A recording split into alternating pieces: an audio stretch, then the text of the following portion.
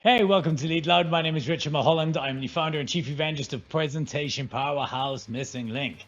Now, each week I try to answer a question for you around presenting, public speaking, running effective meetings, this kind of thing.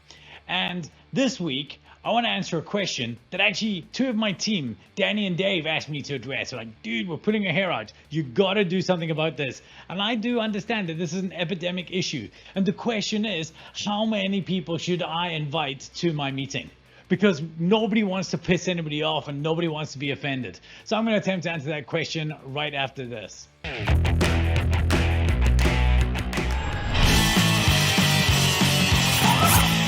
All right, so how many people should I invite to my meeting? Take the number of people you were going to invite and invite at least one less. Let that always be the rule. Start off with the list and say that you're not ever allowed to go with your complete list, and don't cheat. Right? Because the bottom line is we're always inviting too many people to these things. This here, right? When you have these people here, that's too many people in an online meeting. Not all of these people can pay attention. And you see it happen. What happens is 2 or 3 people will start engaging and the rest of the people will just submarine. They will disappear and they will like go into doing something else. And I understand that because it's easy to hide in these environments. So how do we think about it? Well, I think the mindset we need to have is very, very simply this. When it comes to meeting, the amount of people we should invite to a meeting, it needs to be addition by subtraction. You need to understand the difference between being a painter, adding people, and being a sculptor, removing people until you're left with the right group. And I think we need to understand that the rule for a meeting should always be as follows.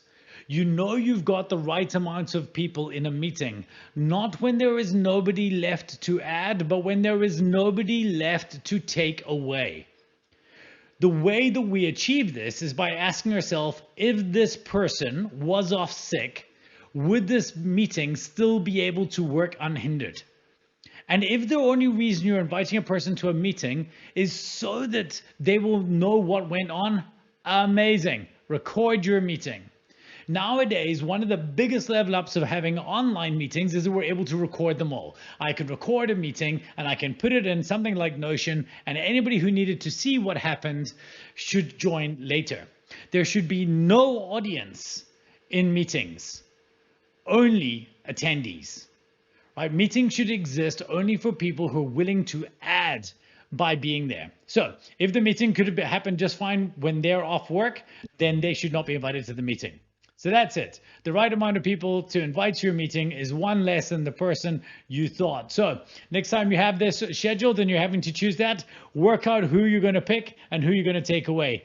Addition by subtraction. That's what it's about. Danny, Dave, this one was for you and for the rest of you, so you don't have to be in more shitty ass meetings. Until next time, lead loud. Peace.